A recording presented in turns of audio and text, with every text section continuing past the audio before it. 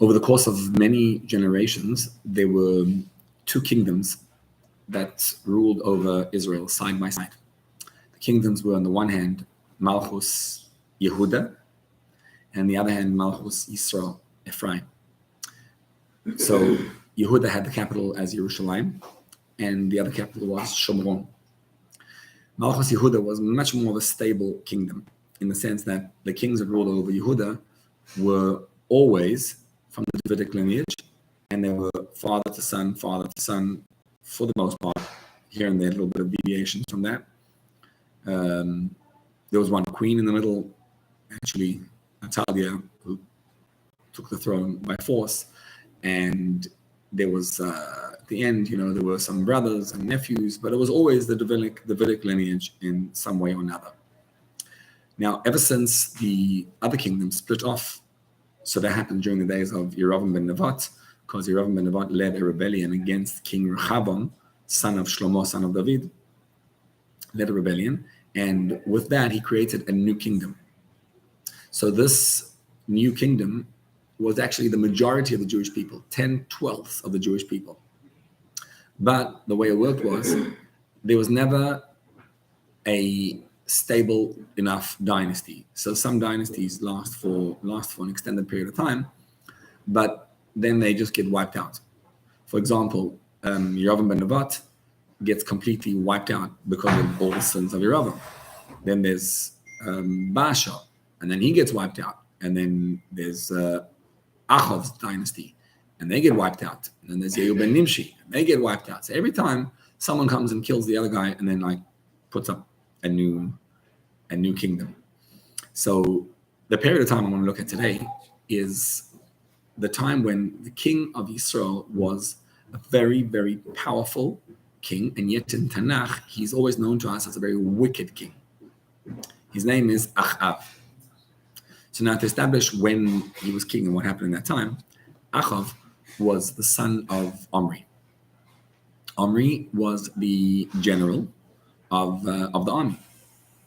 Now, Omri, General Omri, in his time, the king was Baasha, and Baasha was a wicked man.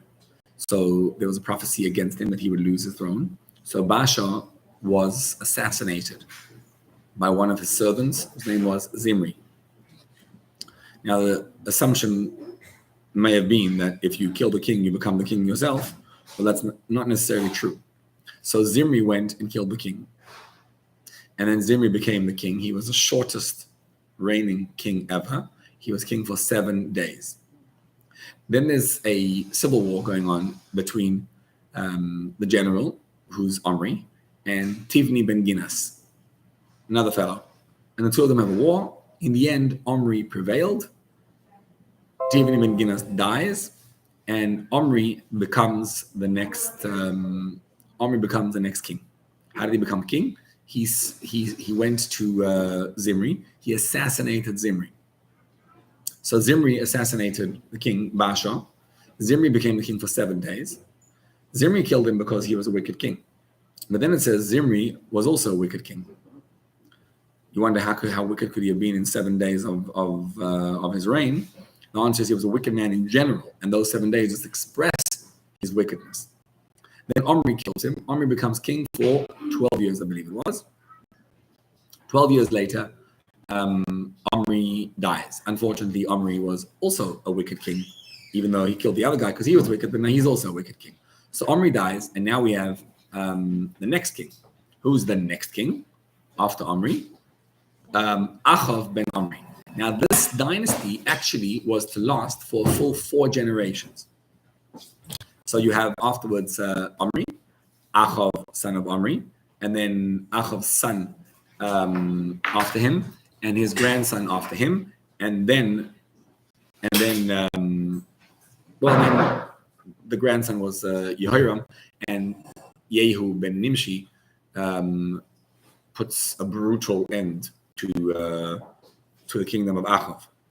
The reason was because Achav was wicked. So all these guys, Omri, Achav, Achaziah, and Yehoram were wicked people, bad in the eyes of Hashem.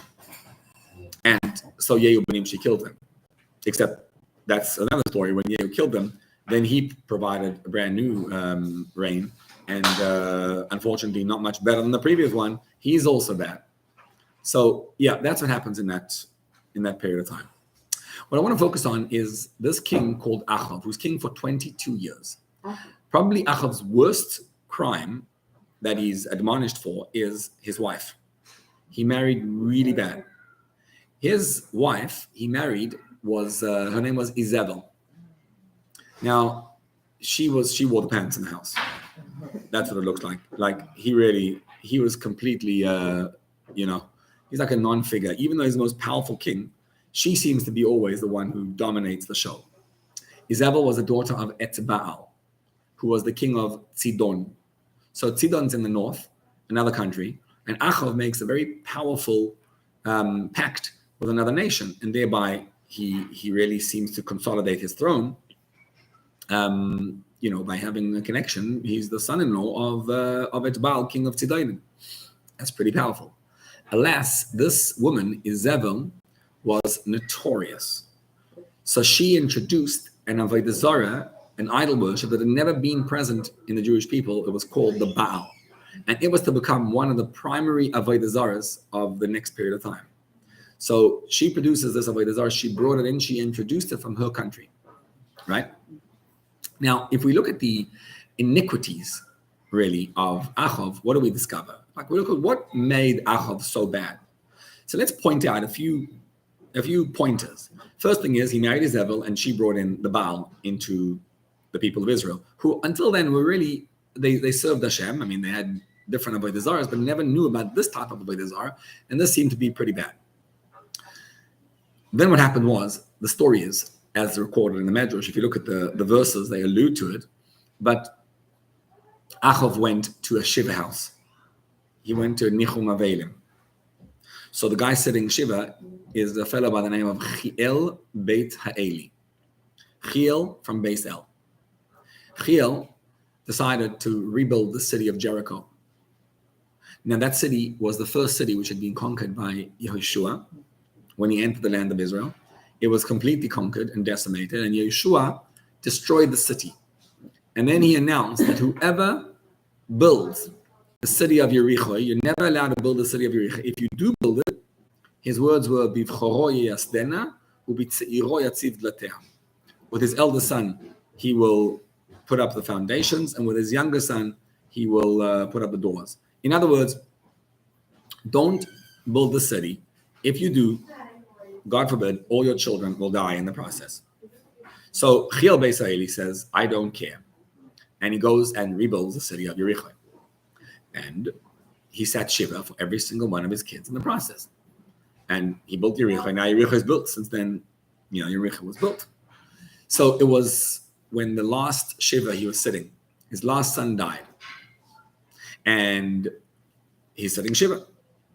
So we have a Nichum Avelim. Who comes to do Nichum Avelim to, console to comfort the mourners? So Achav comes.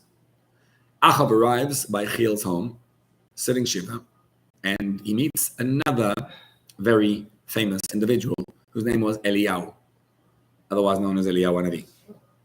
Eliyahu at that time was still on planet Earth. He hadn't gone up yet. So Eliyahu, nothing, just sitting over there, a fellow guy sitting Shiva. So Eliyahu comes over to do Nichum Avelim with him, and they met each other at this home. So Achav turns to Eliyahu and he says, you see, it seems like the student is greater than the master. Because the student was Yehoshua and the master is Moshe. Moshe was the mentor, the Rebbe of Yehoshua. So Yehoshua said that whoever erects Jericho this is what's going to happen to him with his children. And look, exactly that happens. Wow. As opposed to Moshe says that if Hashem will not allow rain to come down to earth if you serve idols. So here's the story. We serve idols and it rains very nicely and we have everything we need. Now that was a bit of a jest to Eliyahu because the Gemara tells us in Tainis that it's not possible for a human being to take away the the key of rain. Some keys are only in Hashem's hand. 3 keys only in Hashem's hand. One of them is rain. So Achav is saying, hey, you see, it's raining, and we're doing everything Moshe said not to do, and yet it's still raining. So Yeshua's curse was fulfilled. Moshe's was not. So Eliyahu gets really, really upset, and he says, you know what? Done deal. From now on, I'm going to make sure there's not going to be any rain. And he does whatever he does, and he succeeds in taking away the key of rain, which you can never take away. But now there's no more rain. So for the next 3 years, there was a drought and a famine, and it was a disaster. And Eliyahu ran away. After 3 years, where things are terrible, Eliyahu appears to Achav's chief of staff. His name was Ovadia. And he says to Ovadia, go tell Achav, I'm here, I want to talk to him. And Ovadia says, whoa, 1 second. He says, you know that my master has sent to all kingdoms on planet Earth to go find you. And what's going to happen is, I know what you do. You're Eliyahu Hanavi, right? You do these fast ones. You're going to disappear on me. And the second you disappear, what's going to be? I'm going to be in trouble. And he says, and you know that when Izebel killed all the prophets of the Baal, I was the one who hid them. I hid 50 prophets. So therefore, I don't deserve to suffer. So he says, please, spare my life. Eliyahu says, I give you my word. I promise you, I'm going to be back right here when you come back. Loli dog. Nothing to worry about. He says, okay. Ovadia goes and summons Achav. Achav comes along. And he says, Shalom Aleichem, Ocher Yisrael, he calls him. You know, that's like a juicy curse word. And Eliyahu says, it's not me, that's Ocher Yisrael, you are. I mean, rain comes and goes. Why did Hashem take away the rain? Why did I take away the rain? Because of the Avodah Zarah, the sins, the idol worship. Stop serving idols, it won't be a problem. And Eliyahu challenges Achav to a duel. This becomes a very famous moment where they go to Mount Carmel. On Mount Carmel, there were 400 prophets of the Baal versus Eliyahu Hanavi. He says, Ani notarti navi levadi LaHashem. I'm the only prophet to Hashem. So 400 prophets of the Baal on one side, and long story, but I'm going into all the details right now, but they pray to their Baal and nothing happens. And then Eliyahu on his side, once they're all done, it says, Vayirapeh mizbach Hashem he'arus. He cures the altar. And he wasn't really allowed to offer an altar outside of Yerushalayim, but he did. And for that one moment, and he makes an altar on Mount Carmel, and he davens to Hashem, and he takes a bull, and he offers the bull as a sacrifice, and he fills it up with water. And he built a trough of water all around it to make sure that it's like, there's no way that fire could consume this water. And then miraculously, a fire comes down, consumes the water, and then the people say, Hashem wa Elokim, Hashem wa Elokim. They recognize God. Now, after that, Izebel, she finds out what happens. So, Eliyahu went and slaughtered, he killed all those prophets of the Baal. And Achav didn't stop that. Who gets upset about it? Izebel, the queen. She says, I will make him like one of them. Nafsho ke'achad mehem. So Eliyahu runs away again. He disappears. Right? So if you look at Achav, he's really in Tanakh, the shape that he's given, the form that he's given, is a notorious, wicked, evil man. Primarily because of this event. Then there's another event that takes place later on, which is where there's Achav's cousin was Navot, and he had a vineyard. And Achav asked him to sell the vineyard. I really like it. He said, no, I'm not selling. So you might be the king, but I don't have to sell to you, you know, the rule. So he comes home and Izebel sees that the king is upset. She says, why are you upset? So he tells her why. She says, don't worry, I'll take care of it. She arranges 2 witnesses who go and testify that Navot cursed the name of Hashem, and the Beis Din, the so-called Beis Din, has Navot put to death. And then Achav is able to, as a cousin, as the king, to inherit the property of Navot. And then Eliyahu comes over to him and he says to him a famous line. He says, Haratzachta vegam yarashta. You murdered him and you inherited him. So those were these moments of really like the wickedness of Achav. But if you pay careful attention in all of them, you'll see the one who really is the instigator of it all is not Achav, but Izebel. Achav didn't kill Navot. He just didn't stop his wife from killing him. His biggest problem in life was he married this really vicious, she was a real witch, Izebel. And he married her. She's the one. Achav himself, he allowed Eliyahu to kill the prophets of the Baal. In the story of Pil Beis Ha'eli, you see that Achav is not really bad. Achav says it doesn't make sense. Why is Hashem not punishing us? Almost like he wants Hashem to punish them. Like, why is there no drought? And then he gets upset when there's a drought, indeed. But really, he's accepting that Hashem's way should work. And what's phenomenal about Achav, that the rabbis point out, is that Achav was successful in every battle he went out to. That's what's amazing about it. Hashem was on Achav's side. Unbelievable. Here you have this king, and you're being told is a wicked king, and Hashem is on his side. So, you have these copies in front of you, and I'll just read a pasuk here and there, but really it's just for reference. This is chapter 20 in Melachim Aleph. So Achav's biggest adversary was Ben Hadad. If you look at chapter 20, just read a couple of verses over there. There were 3 wars that took place between Achav and Ben Hadad. So in the first war, Ben Hadad Melech Aram, pasuk Aleph, kavatz et kol chilo 32 melech ito. He took 32 kings with him. The sus v'rechev, and horses and chariots. Vayal vayotzer al Shemron vayilochem bo. He besieges the city of Shomron, that's the capital city of Achav, and he fights against it. So he sends messages to Achav and he says, Pasuk Gimel, Ko amar Ben Hadad. So said Ben Hadad, Kaspecha uzehava lihu, nashecha uvanecha atovim lihem. I want your gold, I want your silver, I want your women, I want your children. Achav was evidently afraid of Ben Hadad. So Ben Hadad tells him, your wives, your children, and your money, your gold and silver, all mine. Pasuk Daled, Vayan Melech Yisrael Vayomer, Ki dvarcha Adoni HaMelech lecha ani v'chol ashali. I and all that I have belong to you. I accept your authority. The trouble is, Ben Hadad is not content. So he says, in Pasuk Hey, the messengers return, and he says, Ko amar Ben Hadad le'mor, ki shulachti lecha le'mor kaspecha u'ze'ava u'nashecha u'vnatecha li titen. I want you to actually give me your gold and silver and your wives and your children. Ki im pe'et machar eshlach et avadai, I'm going to send my servants. V'chipsu es beisecha be'ezbot botei avodecha. They're going to look all around in your homes and your servants' homes. V'hoyo kol machmad einecho yosimu v'yodam v'lokocho. They will take all the treasure that you own. Now, there are 2 ways to understand in the commentaries what Ben Hadad wanted from Achav.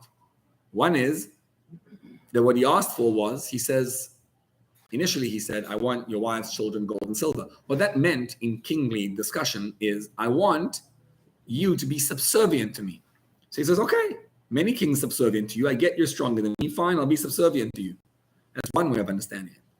But that's and then afterwards he says, actually, I didn't ask just to be subservient. I want them. Send them over to me. I'm sending my servants over to your home to get out all these all your gold and silver and the wives and children. So now Achav's going to say, no, you don't. If you want them to be subservient to you, I get it. You want to actually take them? No chance. There's another way of learning it, which Adam Afarshim, other commentaries explain, is that he asked for not just the women and children and gold and silver. He says, I also want kol machmad einecha. Machmad einecha is the treasure. What did he want? He wanted the Sefer Torah that was kept. You had a Sefer Torah, I want that Sefer Torah to come to me. And what does Achav do? So in Pasuk Zayin, Vayikra Melech Yisrael Chaziknei Haaretz, he called all the elders. Vayomer De'una Re'un, know and see, Ki Ra'ah Ze Mevakesh. He's asking for evil. Ki Shalach Ilai L'Nashayel V'Nayel Kasbi Elazvi V'Lo Manatim Menu. I didn't prevent him from having all the women and children and the gold and silver. And what does he want? He wants kol machmad einecha, and he actually wants it. So either he actually wants them or he wants the Torah. Wouldn't it be amazing to understand that Achav says, I'm ready to give you everything in that commentary, but I'm not ready to give you the Torah. Hello, you're supposed to be the wicked one. He says, everything you can have, gold and silver and women and children, whatever, no problem. But you want the Sefer Torah? Absolutely not. So he refuses to give it to him. And he sends a message to Ben Hadad, no. So Ben Hadad says back in Pasuk Yud, in the middle of Pasuk Yud, is I swear, look at this juicy line. Im yispok afar shomron li she'alim le'chol ha'am asher beragli. He says, there won't be enough dust because I'm going to come to you with millions of soldiers to destroy you. And my soldiers will take away all the dust. That's how many soldiers are going to be there. And Achav answers him back. An equally, much more famous line actually. He says to him, Dabru, tell him, Alitalel choger ki mefateach. In English we say, don't count your eggs before they hatch. He says, don't praise yourself before you're actually going out to war. And he comes out to war, and Achav is clearly the underdog. And a Navi, a prophet, comes over to Achav. The prophet, we are told, doesn't say in the actual pasuk, was Michayu ben Yimla, was his name. And he comes over to Achav and he says, fear not. Not only shouldn't you fear, he says, I say you go out to battle yourself. And you don't take too many soldiers. He told him, I want you to take with you a small band of soldiers. And how many is that? 232 soldiers. Now, who were these soldiers? Interesting. They were Na'arei Sarei Medinot. Achav was a powerful king. Achav had subdued many nations around him. And he took princes from them as collateral that they shouldn't rebel against him. He says, take those guys who are with you, your men, and go fight with them. Then he has a backup of 7,000 soldiers. Those are the ones who hadn't bowed down to the Baal with Eliyahu. And he takes them with him as backup. And now what he does is the tactic that the Navi tells him to do. And it's quite fascinating how the king himself doesn't stay home. He goes out to battle himself. So he comes into the battle, and Ben Hadad is pretty confident of victory. Ben Hadad is so confident that he's sitting over there in the middle of, like he's about to fight a battle, and he's getting drunk. He's already celebrating victory. So here you have the king, Ben Hadad, and all his top officers, and they're sitting down, they're getting drunk, and they are making merry, and they are making a l'chaim and a toast to the victory against Achav. Meantime, Achav, with the 232 men, comes up, and he goes, he's coming up into the actual like lion's den, right outside Shomron, where they were camping around him, besieging the city of Shomron. So he's entering the city, Achav, and he comes with these men.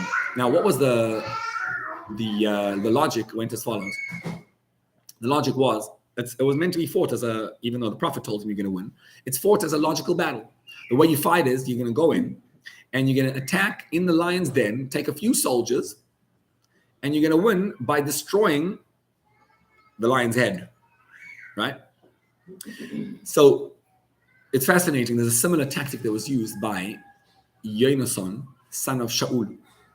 He goes with there was the Plishtim were camping against them, and Yonason takes his weapon bearer, and when the two of them go together, and he makes a sign, and he says, if the Plishtim, the Philistines, tell me that they tell us, wait where you are, we're going to come over to you, that's a sign that we're in danger. We should run away.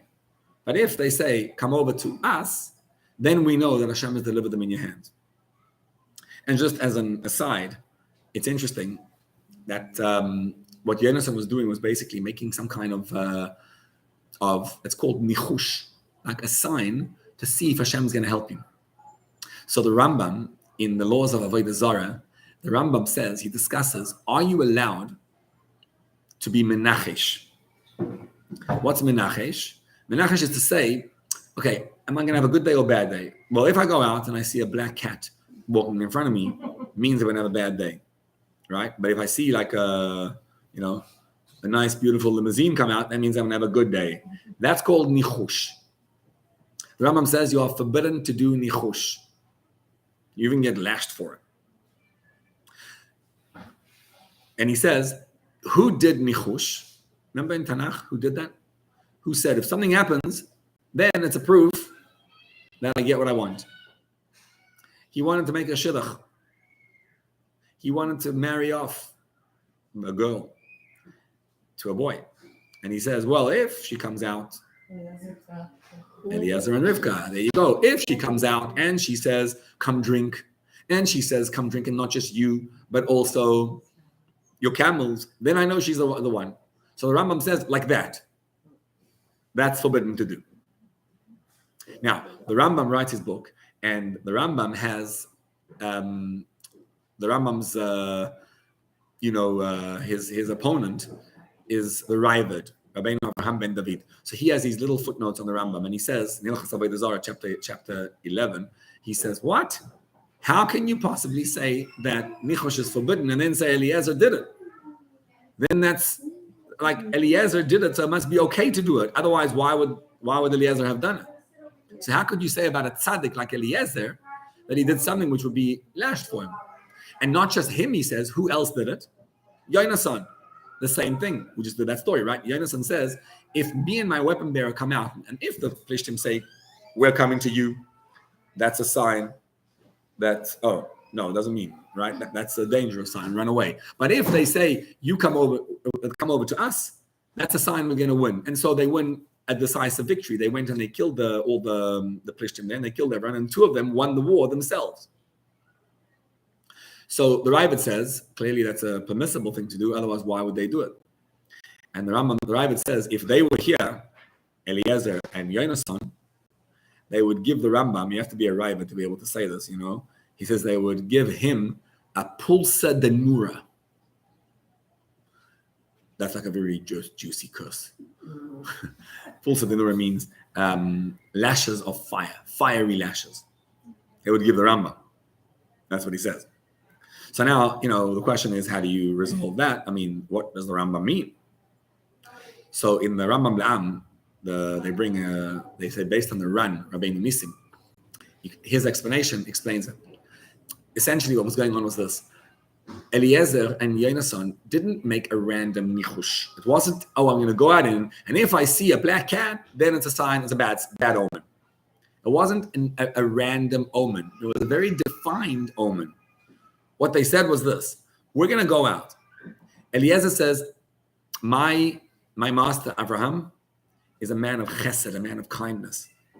And he told me to find someone who's as kind as him. Who could possibly be as kind as him?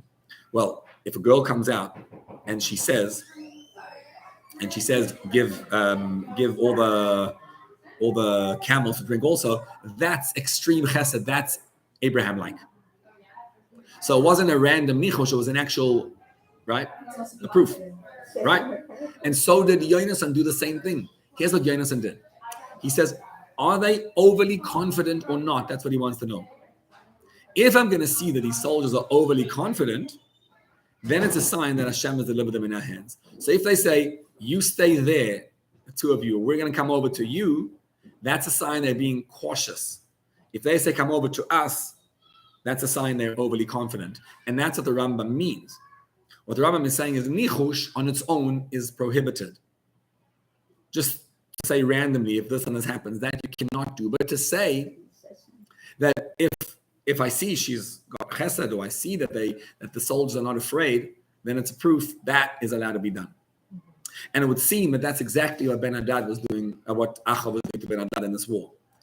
He wants to see what's going on. So I'm going to go into the bull's eye, into the lion's den. How do I get there? I'm going to go myself with a small band of soldiers I'm going to see. And indeed, what happened was, Ben Hadad tells his men, he says, go out and see. If they came out to war, tifsum chayim, capture them alive. And if they came to war, tifsum chayim, capture them alive.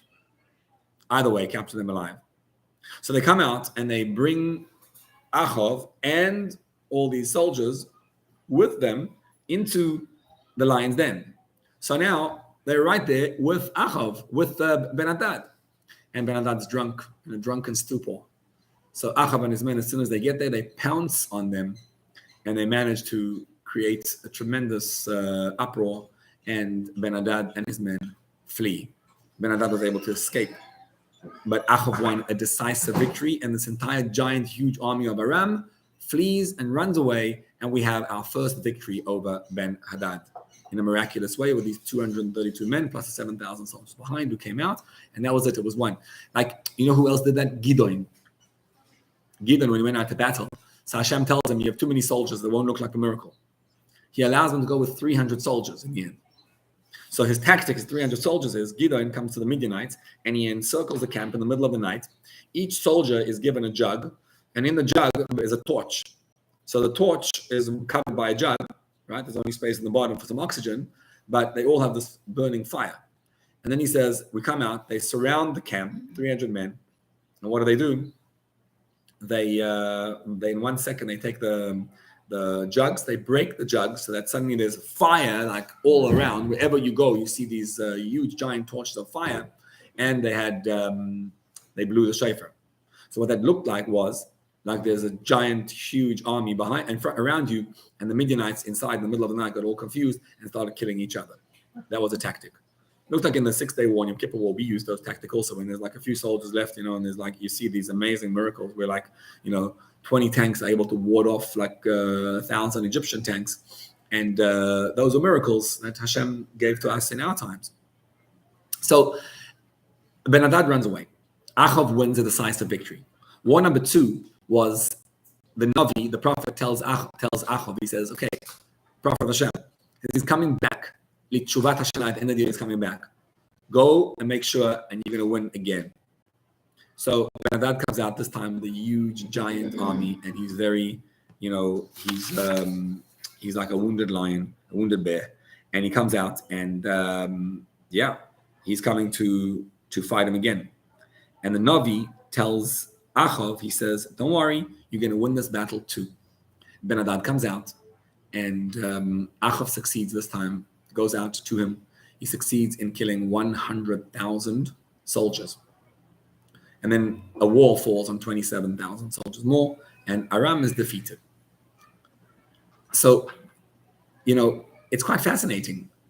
What's amazing about it is that the rabbis tell us that Achav, you would think, right, in all these wars, that he also lost some men. Achav returned always with a full deck of cards. Nobody died in Achav's battles. So the people by David and by Shaul, these great mighty kings, would go out to battle and people would die.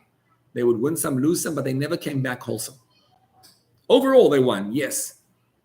Why was it that the people of Achav, who were so evidently wicked, succeeded in winning every battle with nothing happening? We just spoke about it, my husband and I, and we spoke to him about it because of Achlos. That's it. What that was the most amazing feature. They may have been wicked, but they were never any dalturim. No one ever spoke lashon hara. No one ever spoke bad of one another. There was absolute unity and achdus. Now, unity could be a problem. Unity was a problem when Migdal Bavel came about, right? They built the Tower of Babel. That's how they built the Tower of Babel, because they had a sense of unity. And Hashem said, I want to, sow some discord and disunity amongst the people. In the Teva of Noach's ark, you had a sense of absolute unity, whereby all these wild animals were living together. Mashiach times is V'gor Ze'evim Keves, that the wolf and the lamb will dwell together. And that's apparently what happened in the time of Achav. So it's fascinating. These guys, who are supposedly wicked, evidently had absolute sense of unity with them. By comparison, in the time of Shaul and David, so for example, Shaul had Abir Haroim. He was the leader of the people, really. He was the head of the Beis Din, a very, very important personality. And when Goliath, David and Goliath, right? When Goliath is standing over there and he's blaspheming the name of Hashem for 40 days, and no one knows what to do, and he's saying, come, send one of you across and let's fight, me against him. And everyone is just paralyzed, except for David. David says, I'll do it. And David's a little guy. So David gets introduced to Shaul by Doyego Adoimi. And this great man comes and introduces him. He says, yeah, these are his qualities, one quality after another. And he's speaking only the praise of David. And then he said, V'Hashem imo, and Hashem is with him. And in the praise, the rabbis explained to us what he was doing was, he was sowing discord between Shaul and David. Why did Shaul hate David? Because Doeg created a rift between them. Doeg knew that Shaul had been already rebuked by the prophet Shmuel, that he's going to lose his kingship. So he figured, let me make him realize that the next guy is going to be David. This way, he's going to hate him. So in praising David, you know how you praise someone, your goal really is to create like a jealousy? That's exactly what he did. He sowed discord between them. And David HaMelech would say later in chapter 55 in Tehillim, he says, there are two people that I just hate. My soul hates them. May they not halve their days. He cursed them. Who are they? Doeg and Achitophel. It was all about jealousy and discord. And that's what, when the city of Noiv, the city of Kohanim, was killed by Shaul. Why were they killed? Because Achimelech, the Kohen, David was running away from Shaul, and he went to Noiv, and he tells Achimelech, I need a sword and I need some food. And he knew him to be the king's man. Didn't realize that he's running away from the king. He didn't get the memo, the WhatsApp. So he gave him what he needed. And there was one man watching from the window. He watched and saw this happen. Who was it? Doeg. What does he do? Runs back to the king and tells him Lashon Hara. As a result of that Lashon Hara, 85 Kohanim were killed by Shaul. Shaul actually didn't kill him himself. Doeg killed him. So there was Lashon Hara and discord between the people in that time. They may have been tzaddikim, but as a result of that lack of achdus, lack of unity, they would lose people in battle. But the King Achav has this absolute sense of love and caring between his men. And here comes the complication. It's so difficult to understand. Because on the one hand, we're being told that Achav is this wicked king, like evil, notorious. Look at these things that he does. Marries Isabel, brings the Baal, the whole story with Chiel, and the whole story with Navot, and where he kills him. And then like the challenges to Hashem, everything seems to be against Hashem. And I think over here, we need to a little depth in understanding how it is that this king wins. Maybe evil is not as evil quite as we thought. Maybe it's only evil relative to a very lofty standard that is being expressed. What does it mean that he's actually wicked and evil? Remember, in those times, there's a Beis HaMikdash. This is the time of the first temple, the first Beis HaMikdash is standing in Yerushalayim. And whilst it's true that, Yerovam ben Nevat made a rift between the kingdom of Israel and Yehuda. What was the main focus of that rift? He said, if people go to Yerushalayim and they bow down in the Beis HaMikdash, well, what's going to happen is they're going to very quickly gravitate back to King David and his descendants. Why? Because the only people who may sit down in the Azara, in the Beis HaMikdash, are the Davidic lineage. The other king, me, I'm not allowed to sit down.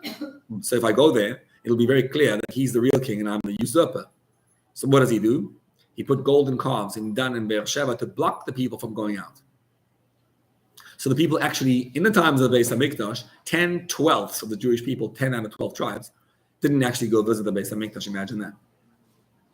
But it seems that later on, right, Nadav, son of Yerovam, Nadav allowed the people to go to Yerushalayim. So there was these, Yerovam ben Nevat made them, and then he had the special witchcraft which allowed these golden calves to float in midair. So they were standing up erect in midair, and that's why the people realized they were, things to bow down to, and they would actually go bow down to them. But there were these soldiers who blocked the people from crossing the border, so that there was an absolute border between Israel and Yehuda. Nadav undid that. And even though he wasn't a wonderful king, he allowed the people evidently to go to the Beis HaMikdash. So we're talking about a time when people go to the Beis HaMikdash somehow. And what's the Beis HaMikdash? You see Hashem. Like you live with the Urim and Tumim. They would answer you when you had questions. The Urim Tumim would answer. And you went to the Beis HaMikdash, these miracles come up, all the miracles of the Beis HaMikdash. The Shechina was absolutely and totally evident in the Beis HaMikdash. And Kashem Shabal Yirot Kach Ba'Leiraot, you come to see and be seen by Hashem. How does it make any sense that in such a period, in such a time, we're going to see the people being the worst idolaters of ever? Like, does anyone here have any desire to serve idols? You don't see Hashem, and yet we don't serve idols. What's up with these guys? Seeing Hashem's presence and yet serving idols. Well, that was the type of the time. We can understand that. The answer is fascinating, exactly. That we don't even begin to understand what it means to serve idols because we don't begin to understand what it means to serve Hashem. First, you have to understand what it means to serve Hashem. Then you can understand this extreme desire to serve the idol. Right. They were seeing miracles in front of their face had it not Right. through. So to us, idols are meaningless, right? Who wants to bow down to an idol? What's an idol anyway? You're crazy? Why would I bow down to a piece of stone? I wouldn't even think about dying to a stone. But if you understood the power of the stars, of the moon, of the sun, and the different powers that they have and they elicit, then you would get it. Which means we do bow down to idols in a certain way today. The phone? You know what it means to bow down to an idol? It means to not have a direct connection to God. That's what it means. It means you allow other forces you ascribe power to other forces in your life. You don't have a full, total oneness and a relationship with God. So, for example, in our times, if you're angry, you're an idol worshiper. Anger is the whole family of anger, which is stress and anxiety and worry and annoying and all that. Why would a person get angry? Why would a person get upset? What causes a person to get angry? It happens because we have emuna in other forces, which means if you get jealous of someone and you're worried about someone, this is more the second Beis HaMikdash was destroyed because of sinat chinam, because of hatred between one man and another fellow. What does that stem from? It stems from misguided emuna, which means I believe that you have a power over me. So if you wrong me and hurt me, I get upset and insulted and I get jealous of you. All that is emuna gone wrong. If I can work in my emuna and realize that the only power in my life is Hashem, and it's me and Hashem, and that's it, I would never feel any negativity. All the negativity, where does it stem from? It stems from emuna gone awry, emuna gone wrong. If my emuna is straight at God, then only God has a power over me. No body, no one, no thing has any power over me. So whatever happens, I would turn to God directly. We do not turn to God. What happened was, in the generation of Achav, this is in the first Beis HaMikdash, they served idols because they discovered a power in the idols. What's fascinating is, do you think it's possible to serve idols and also serve Hashem?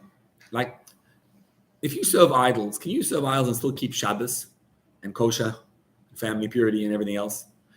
You would think that, they don't go together, right?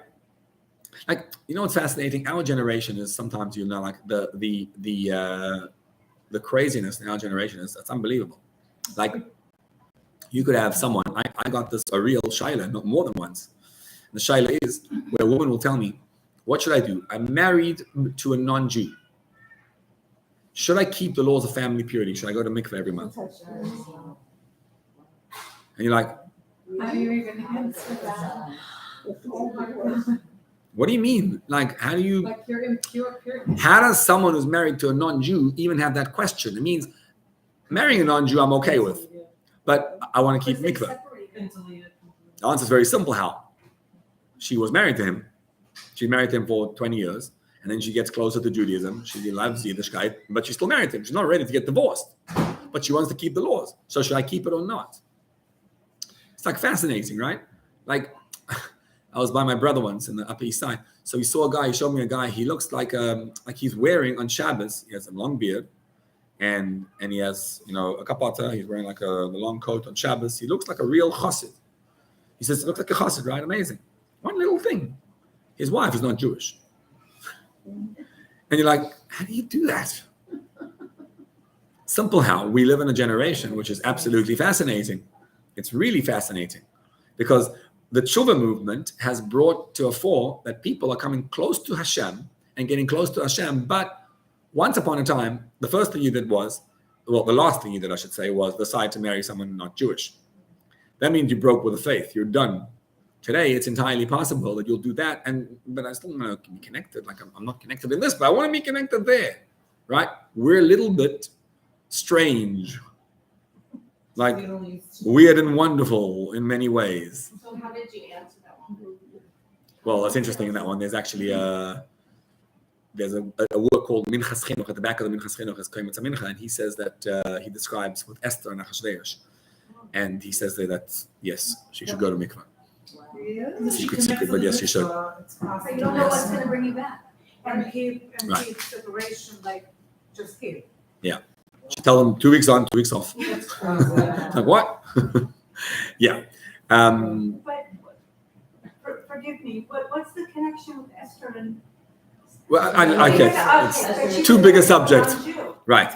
Too big a subjects. What I want to point out is this contradiction that we live in. So here's what's fascinating. The Balatanya says that Achav and the whole generation were very religious people. These people of whom it says, Vayas hara b'nei Hashem, worse than any king before him. It says about like these horrible things it says about them. They were actually very religious people. They kept 612 of the 613 mitzvahs. They had a big problem with idol worship, Avodah Zarah. But guess what? They still believed in Hashem. They still had absolute bitachon in Hashem. They had total trust in Hashem. That's why Achav, each time, what does he do? He relies on Hashem. He asks the prophet.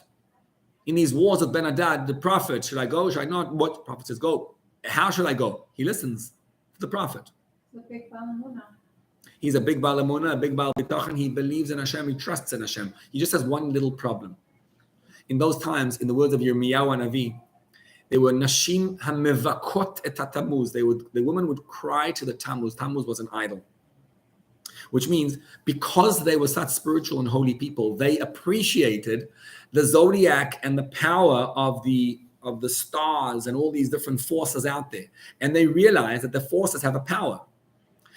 If you want to understand what it means to us, it's almost like saying that when you go, imagine you go in front of a client, a big, huge client, he's worth $1 billion. And you're going in front of him and you're offering and you have a possibility of making this huge deal with him now. And you feel, before you walk in, it's this huge giant meeting, you feel anxiety. Like, what's he feeling anxiety for? It's clear that there's a lack of emunah there. Can you see that? If you're worried about the meeting, the only reason you're worried about the meeting is because you believe that he has powers. So nowadays, we believe that all these forces out there have powers, and we forget about the power, to ascribe the power to the one, to Hashem. So they had a problem. They realized that the other forces also had power. So I have bitachon in Hashem, and yet I've got this like contradiction. Like the Gemara says, Gan ve'apu machtar terachmana kokari. A Yiddish ganav, a Jewish ganav, when he's a thief, when he's about to steal, but he believes in Hashem. So how does a Jewish ganav steal?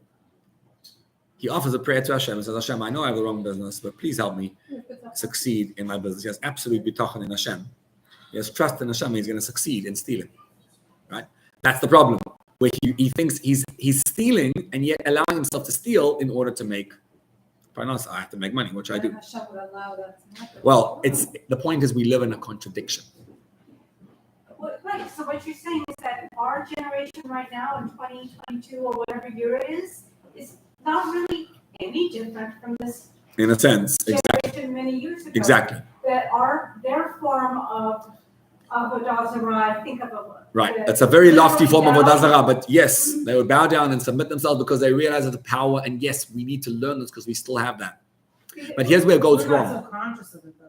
Correct. You have to wear those long skirts. Yes, because you were exactly. running, so you don't When understand. Ravashi spoke bad about King Menashe, and Menashe comes to him in a dream and he says, "You understand that we had a tremendous inclination towards Avodah Zarah, and we would wear these long coats, these long dresses just to be tight. You would wear a mini dress, you could run to Avodah Zarah. We were trying to block ourselves from Avodah Zarah."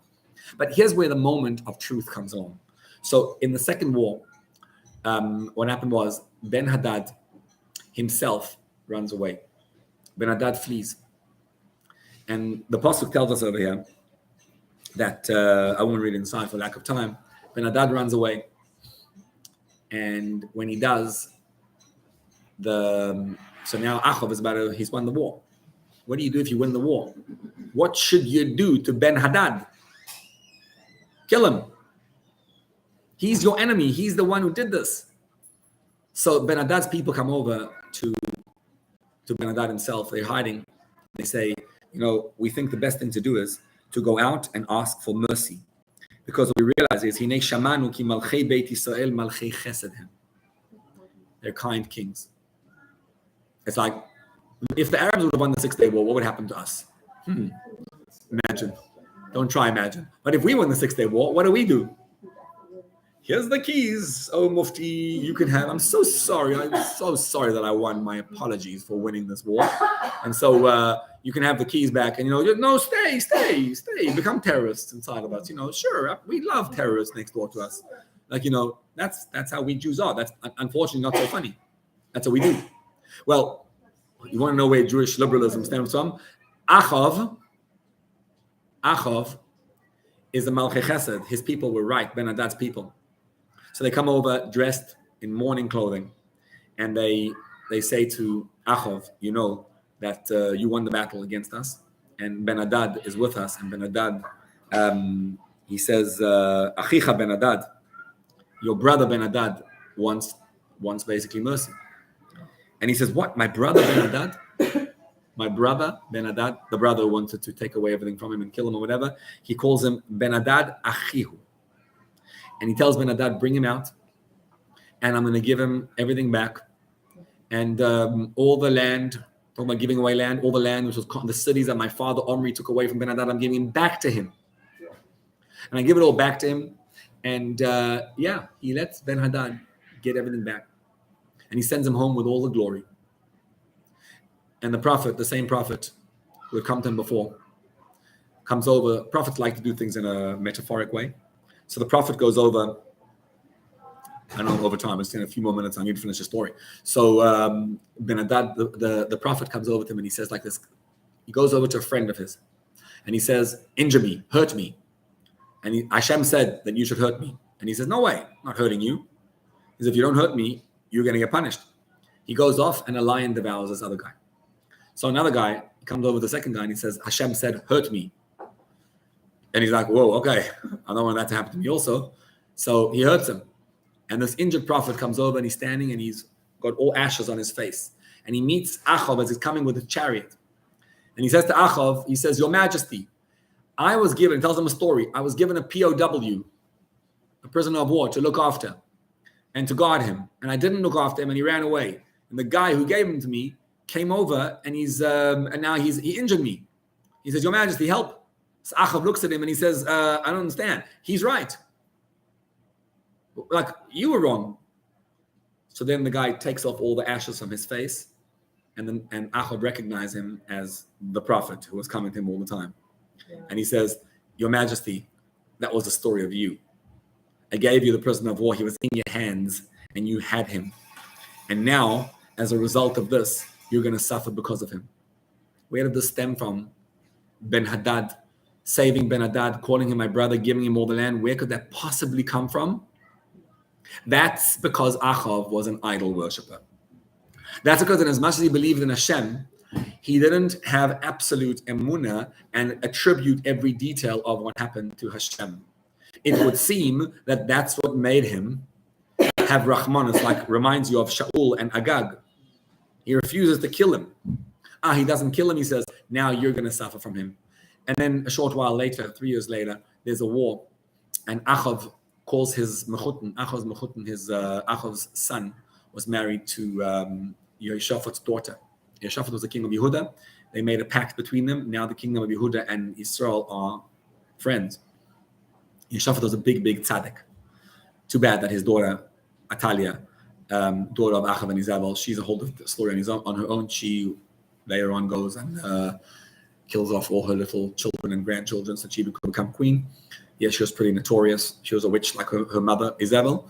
So Atalia, Yeshaphat, her father-in-law, comes over and Achav says, that Ben-Hadad took away Ramot Gilad. Never mind that I gave him back all the cities, but Ramot Gilad he took away from me. I want to go fight him in battle. So what should I do? So Yeshaphat says, I'm going with you. My men are your men. Let's go together. However, he says, I want to ask the prophet. So they call up 400 prophets. 400 prophets come over, and they said, Hashem said you're going to be successful. And Yeshaphat says, I want a real prophet. And you wonder, how did he know they weren't real prophets? The reason was because if 2 Jews agree on one thing, that's problematic, right? If 400 Jews say the same thing, there's no way that it's real. So he said, if they're all saying the same prophecy, it must be they're lying. So he says, I have one real prophet. His name is Michayu ben Yimla. But I can't call him because I know he's going to speak bad of me. How do I know? He just had that story, right? I know he's going to speak bad of me. Yeshaphat says, no, don't say that. Bring him. So you have this false prophet, Tzidkiah ben Kenana, who takes horns on him, and he goes and he says, Your Majesty, with these you will go Aram. And the other prophet says, no. Michayu ben Yimla says, So first he tells him, Yeshaphat says, promise me you're going to say only what Hashem said. He said, absolutely. He says, okay, what's the prophecy? He says, go out and fight the victory, you will win. Yeshaphat says, don't lie to me. How do you know he was lying? Because Simon says, he didn't say Simon says, he didn't say Hashem told me, go out and fight. So he realized, he says, you want to hear that? So here it is.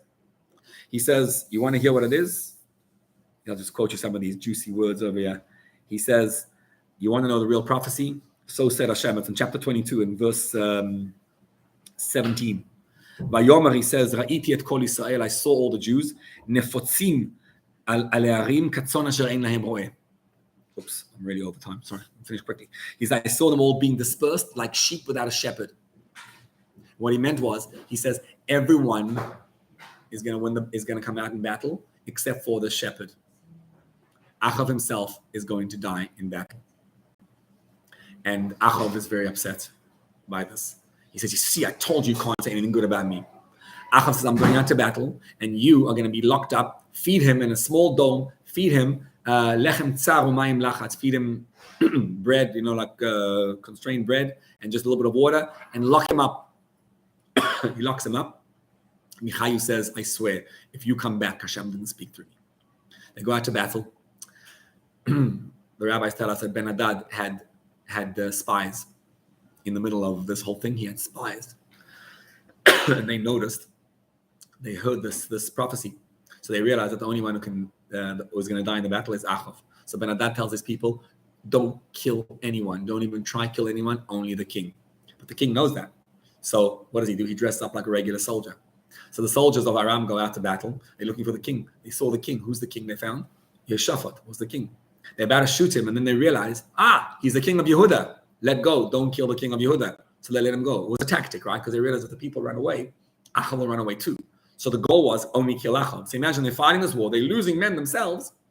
But the rule is don't kill anyone besides Achav. And they can't find Achav because he was dressed up like a common soldier. Less. One of the Aramean soldiers, the rabbis tell us, was Naaman, who was actually the general later, shot an arrow randomly. And the arrow just randomly hit Achav, a regular soldier, in the heart. It pierced his heart. Achav standing in the chariot. But look what Achav does. He's dying. He's the only soldier who died that day in battle. He's dying. And what does Achav do? He props himself up. He's bleeding to death, right? But he's a bold, courageous king, and he cares about his men, and he knows that if he dies, his men will disperse. So he stays there all day long until his men win the battle. When they won the battle, they come home, and then he dies. You see this complicated king? Very complex. He's not willing to lose his soldiers. His soldiers come out. and he bleeds to death. And then the prophecy of the prophet unfortunately takes shape, whereby he was buried regular, yes, because of he actually did tshuva after Navot, so he was buried regular. But the dogs lick the blood of Achav, and that was part of his curse, the blood on the chariot. So Achav dies. And here we have this most complicated king of all, super complex personality. And on the one hand, he's a holy man. He's a righteous man. He's a tzaddik. He makes it into the Tanakh. They call him a Rasha, but he fulfills 612 of the mitzvahs. Where's the problem of Achav? The problem is a lack of connecting, of finding Hashem in every spot of his life. And so he has bitachon, but because the force of Avodah Zarah is so powerful, so he still submits himself to Avodah Zarah, and he still has that feeling of Avodah Zarah also real. And he's not able to fully divest himself of the Avodah Zarah. And so when push comes to shove, and Ben Hadad is able to be killed, he feels bad for him. That's part of Avodah Zarah syndrome. When we have an absolute and utter total connection to Hashem, it's always a connection of emunah. What does Hashem say to do? Where is my relationship with Hashem? All the sins of Achav. There was a lot of sins, but it wasn't really him. It was really more his wife who was doing them.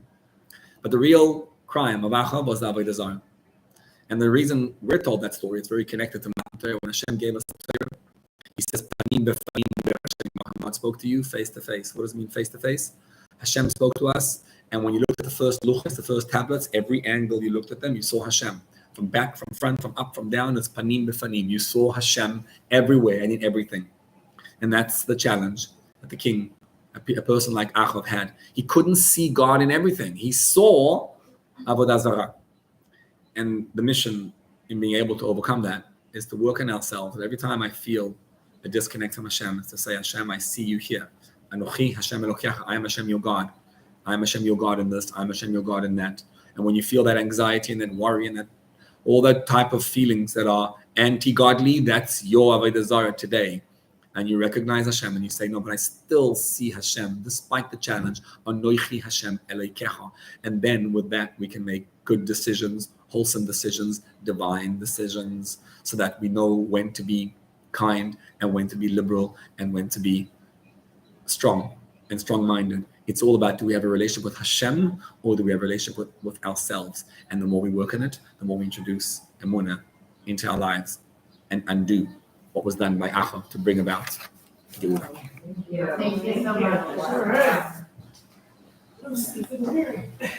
Welcome back. Yes.